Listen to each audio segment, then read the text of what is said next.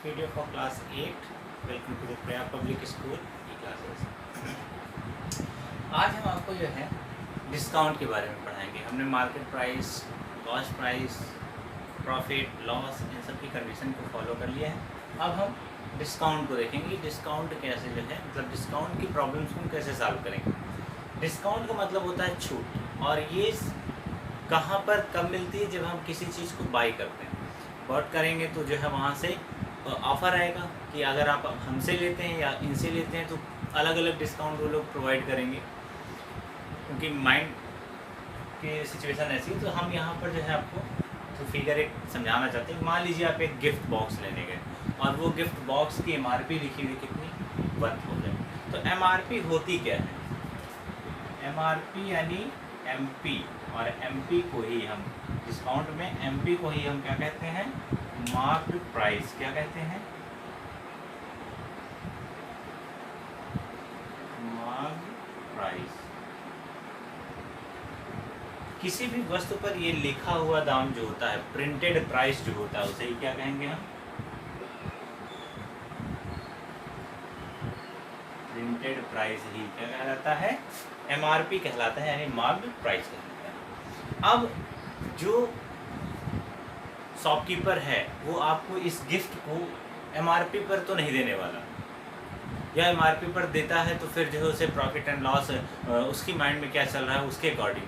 But अगर वो आपको MRP पर नहीं देता, MRP से कम देगा या MRP से ज़्यादा देगा, ये कंडीशन जो है जनरेट होती है। तो यहाँ पर होता क्या है कि जब आपको डिस्काउंट दे रहा है, डिस्काउंट यानी वो छूट देगा, और छूट देगा तो पैसे कम हो जाएंगे, क्योंकि आप इससे ज़्यादा तो पे नहीं करोगे, क्योंकि ये मैक्सिमम रिटेल प्राइस है।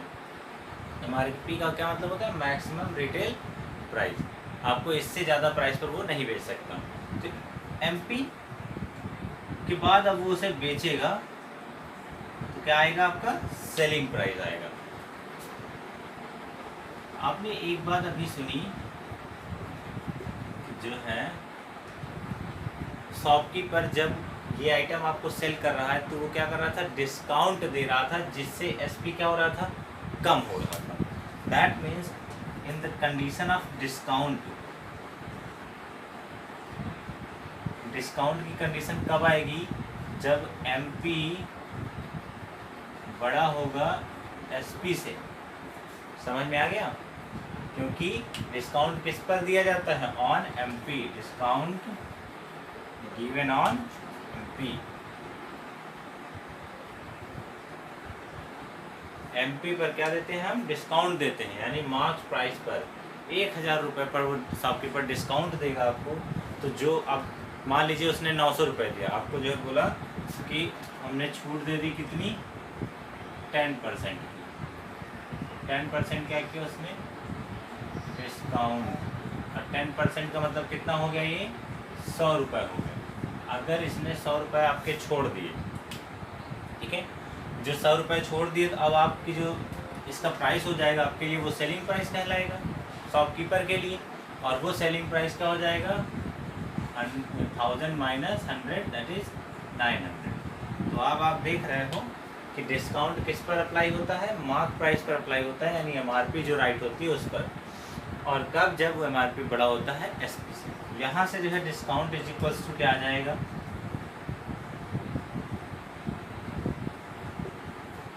MP minus SP। Okay, mark price minus selling price. इसके बाद जो डिस्काउंट परसेंटेज आता है। Discount percentage,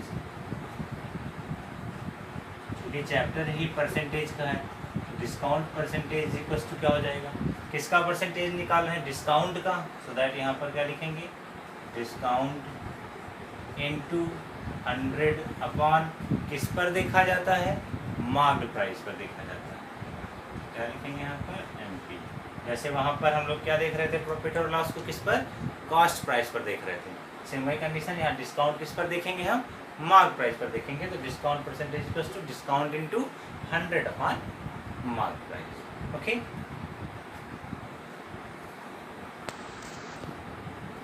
now we have to come on exercise 8D. This is question number 1A.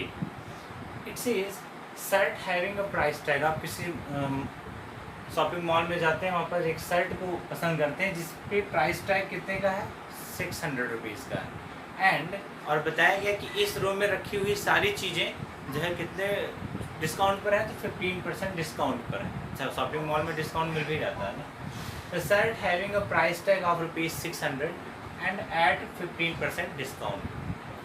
तो अब आपको पता करना है कि चूँकि आप शर्ट बाय करने जाओ तो कितना पे करोगे उसके लिए, जबकि 15% डिस्काउंट है, तो कहीं ज़्यादा ना ले ले, इसके लिए इसे पढ़ना जरूरी है। यहाँ से जो है आप देखेंगे कि आपको क्या मिल जाता है, मार्क्ड प्राइस मिल जाता है, जो कि शर्ट पर लिखा हुआ है कितना, ₹600। ओके, डिस्काउंट परसेंटेज भी आपको दिया हुआ है। Discount percentage is 15%। एंड अब आपको फाइंड क्या करना है, आपको फाइंड करना है सेलिंग प्राइस को। क्या फाइंड करना है, सेलिंग प्राइस। सेलिंग प्राइस का फार्मूला होता है MP इंटू 100 माइनस डिस्काउंट। चूँकि हम MP पर डिस्काउंट दे रहे हैं तो MP में डिस्काउंट कम करते हैं, तो 100 माइनस डिस्काउंट परसेंटेज अपॉन 100। इस तरह से जो है हम सेलिंग प्राइस को फाइंड आउट करेंगे। ठीक है, ये दोनों चीज़ें दी हुई थी।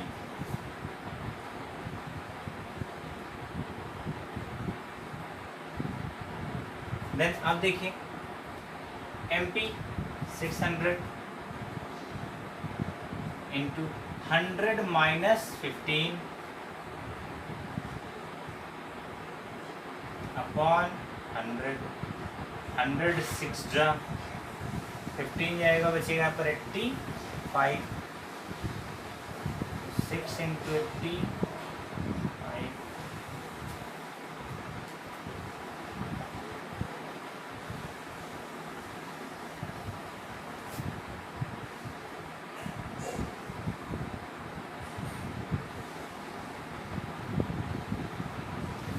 510 रुपीज़। कितना पे करेंगे आप, 510 रुपीज़। अब देखिए आपने उसे उस शर्ट को बाय करने के लिए कितना पे किया, 510 रुपीज़ पे किया। सो आपने कितना कम दिया उसे, यानी क्या डिस्काउंट रहा उसने, 15% डिस्काउंट में कितना पैसा कम हो गया, तो वो फाइंड आउट करेंगे। क्या है वो, डिस्काउंट है। आप किसी से बताओगे तो रुपए में ही बताओगे ना, ऐसा नहीं तो आप 15% हो तो 15% देख ही रहा है लिखा हुआ है। तो discount is MP minus SP। MP क्या है 600 माइनस SP क्या है 510, दैट इज 90 रुपीज़ का आपको क्या हुआ है, डिस्काउंट मिल गया। तो कम मिला।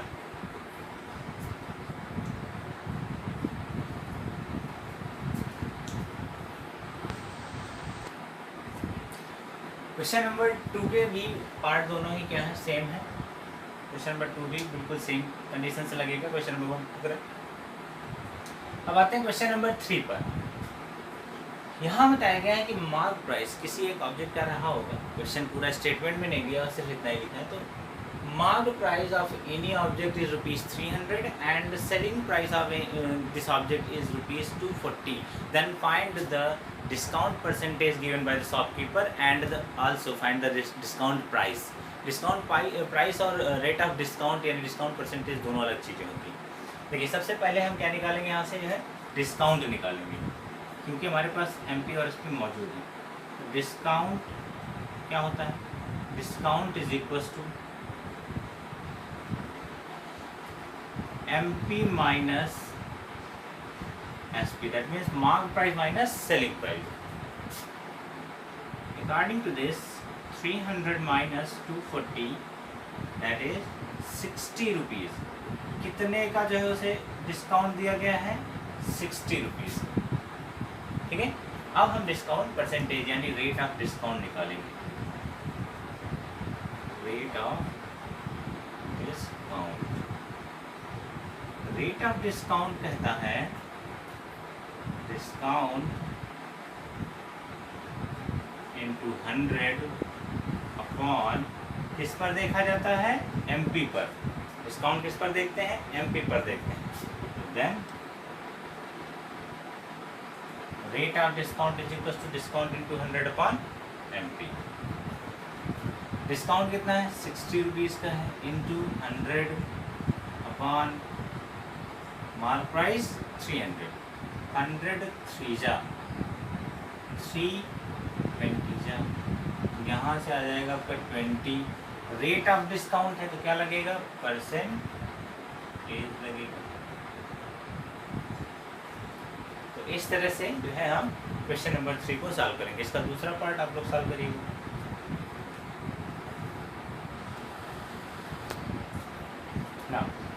क्वेश्चन नंबर 4 का फर्स्ट पार्ट कहता है कि SP is this and the discount percentage is this, then find the marked price of object.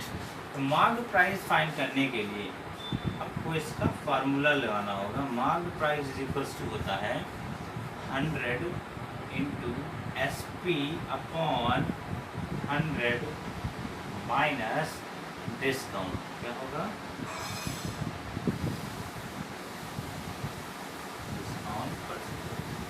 ये फॉर्मूला है मार्क प्राइस फाइंड करने का, जबकि डिस्काउंट और सेलिंग प्राइस गिवन हो। देखिए 3 फैक्टर हैं केवल। आपको फॉर्मूले में जब भी कभी फॉर्मूले को देखेंगे आप तो उसमें कुछ फैक्टर्स मिलेंगे, जैसे यहाँ पर मार्क प्राइस है, यहाँ सेलिंग प्राइस है, यहाँ डिस्काउंट है। ये हर एक क्वेश्चन में चेंज हो जाते हैं। तो ये वो फैक्टर हैं, इनमें से कोई 2 आपको दिया रहेगा। जैसे 3 है तो 2 दिए रहेंगे तो 1 फाइंड कर लोगे, 4 रहेंगे तो 3 दिया रहे 1 फाइंड कर लोगे। इस तरह से होता है। यहाँ पर इस फॉर्मूले में आपको देखो SP और डिस्काउंट दिया है, इन दोनों को रखेंगे, डायरेक्ट MP आपको फाइंड हो जाएगा। तो यहाँ से marked price equals to 100 into selling prices 90 upon 100 minus discount 5, 100 minus 5, that is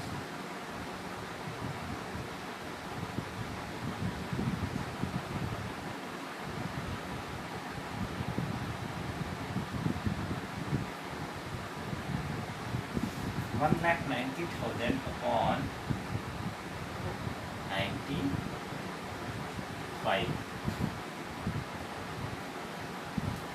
95 2 जा 190 and 3. That means marked price of this object is ₹2000। कितने रुपए हैं? 2000 रुपये उसकी मार्क प्राइस है, जिसको सेल किया है 1900 में, जब उसने डिस्काउंट कितना दिया था? 5% का दिया।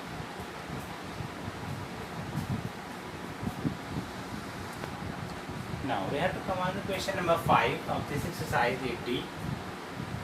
The shopkeeper marks his good 30% above the cost price and gives a discount of 15% on the marked price. What is the gain percent? देखो यहाँ पर अब जो सिचुएशन है वो थोड़ी सी ट्रिपिकल हो गई है। होता क्या है कि आप कोई भी जो है ऑब्जेक्ट बाय करने जाते हो शॉपकीपर के पास, तो शॉपकीपर की खुद की मर्जी होती है वो उस ऑब्जेक्ट पर कितना प्राइस टैग लगाता है, क्योंकि वो खुद ही मेंटेन कर सकता है। भाई वो खरीद के लाया तो उस समय उसके पास उसके लिए क्या हुई? उसकी कॉस्ट प्राइस हुई। ये उस पर कुछ ना कुछ जो है अपनी तरफ से करेगा और वो उसका मार्क प्राइस बनाएगा। मार्क प्राइस पर वो क्या करेगा? डिस्काउंट देगा और जो है तब उसे सेल कर पाएगा। तो यहाँ कंडीशन देखिए, ऑब्जेक्ट रियलिटी में इतने रुपए का, ठीक है, उस पर उसने क्या किया? थोड़ा सा इंक्रीजमेंट कर लिया अपनी तरफ से। इंक्रीजमेंट करके उसे क्या बना लिया? मार्क प्राइस बना लिया। मार्क प्राइस पर उसने डिस्काउंट दे दिया, डिस्काउंट देके उसे सेल कर लिया। यहाँ अगर हमको गेन देखना है तो हम तो इस पर देखेंगे, क्योंकि शॉपकीपर ने बाई इतने में किया है और सेल इतने में किया है। तो वही कंडीशन यहाँ भी लगाएंगे। जरा देखते हैं फिर कि कह रहा है the shopkeeper boys any good, ठीक है, and marked his good 30% above the cost price. Cost price से 30% उस पर ज़्यादा मार्क किया है। यानी अगर हम CP को X रुपये मान लें तो 30% ज़्यादा यानी 130 अपॉन हो जाएगा। 30% ज़्यादा का तो 100 में ऐड कर देंगे, तो 130 ऑफ एक्स अपॉन 100। ये हो गया उसका मार्क प्राइस, ठीक है। जब और कितना इंक्रीजमेंट है, इंक्रीजमेंट है 30% का, तो ध्यान दीजिएगा एक्स में जब 30% एक्स का 30% ऐड करेंगे तो कितना हो जाएगा 130 अपॉन एक्स अपॉन 100। यहाँ जो ये मार्क प्राइस है इस पर डिस्काउंट कितना देता है वो 15% का। 15% का डिस्काउंट लगा के आप सेलिंग प्राइस को फाइंड आउट करेंगे। सेलिंग प्राइस जो आएगा उसको और सीपी को लेकर क्या निकालेंगे हम, गेन निकालेंगे। तो ये वो प्रोसेस है, ये जो टिपिकल प्रोसेस है वो इसलिए है क्योंकि शॉपकीपर ने क्या किया है, उसकी कॉस्ट प्राइस पर जो है, यानी जो कि कॉस्ट प्राइस को मार्क प्राइस होना चाहिए, तो उसने कॉस्ट को क्या किया है, थोड़ा सा हेर फेर किया है उसमें, उसने अपना जो है प्रॉफिट देखा है, इस वजह से। तो चलिए देखिए फिर इसको कैसे सॉल्व करेंगे। तो लेट द सीपी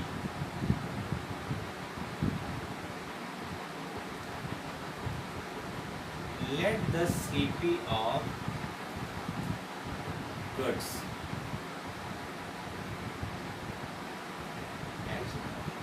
गुड की सीपी क्या है, कॉस्ट प्राइस क्या है, एक्स रुपए है, ठीक है। It increased 30% and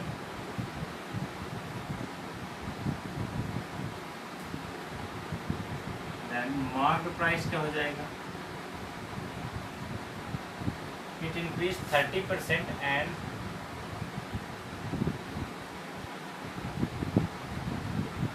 marked on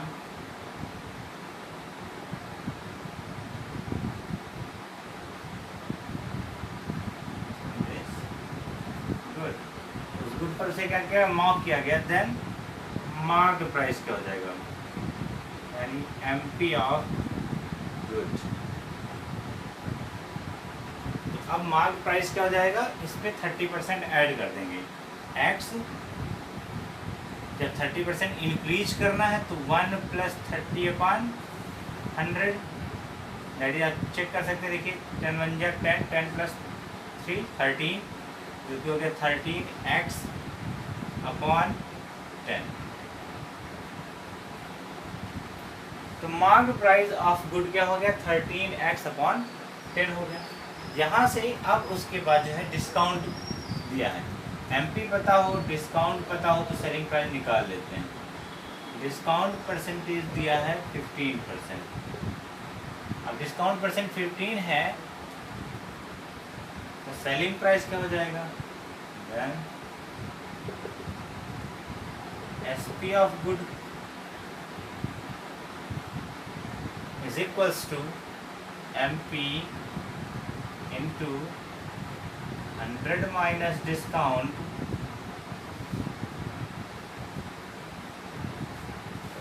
percentage upon 100। इसमें वैल्यू को पुट करेंगे, देखिए एमपी है 13x अपॉन 10 इंटू ब्रैकेट में 100 माइनस 15, 100 माइनस 15 85 अपॉन 100, 17 5 जा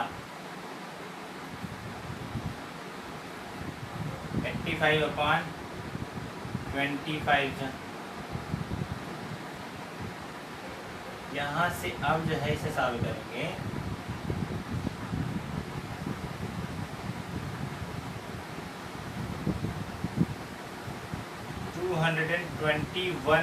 x अपॉन x भी है साथ में, अपॉन 20 × 10 200। तो अब आपका जो एसपी यानी सेलिंग प्राइस कितना हो गया उस वस्तु का, 221x/200।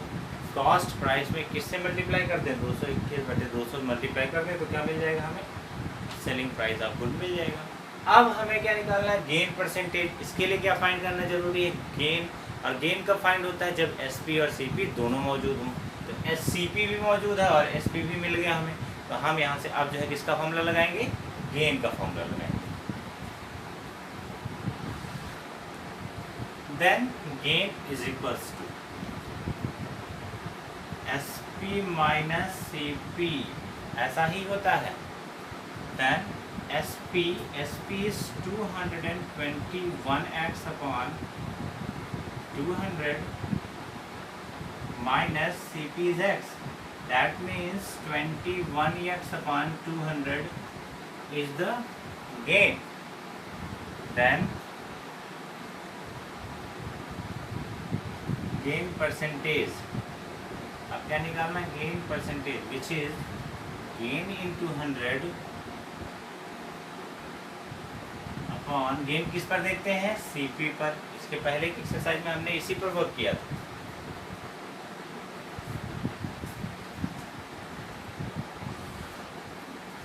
Now gain is 21x upon 200 को नीचे भेज देते हैं, into CP is x rupees. अब x से x कट जाएगा, देखिए दोनों x कट गया। 21 2 ज़ा 200, 2 से इसे डिवाइड करेंगे, आ जाएगा 10.5।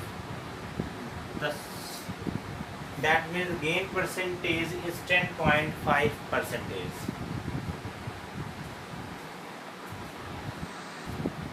Now it's time to your homework. The complete exercise A to D from question number 1 to 9 in your homework copy. अपनी homework copy में 1 से लेकर 9 तक के questions को आप करेंगे, वो question जो हमने छोड़ दिया। देखिए only left questions you all can do in this copy. इस copy में, homework copy में आप सिर्फ left questions को करेंगे। जो कुछ भी मैंने यहाँ ऑन बोर्ड बताया है इस वीडियो में आपको मिलने वाला है, वो all the work which is taught on video is your class work, वो आपका क्लास वर्क है। तो जो कुछ भी यहाँ राइट किया गया था वो सब आपकी क्लास वर्क कॉपी में होना चाहिए। थियरी पार्ट जरूर होना चाहिए कि सेलिंग प्राइस क्या होता है, मार्क प्राइस क्या होता है, और डिस्काउंट कब देते हैं, किस पर दिया जाता है, ये सारी चीज़ें आपको अच्छे से नॉलेज में होनी चाहिए।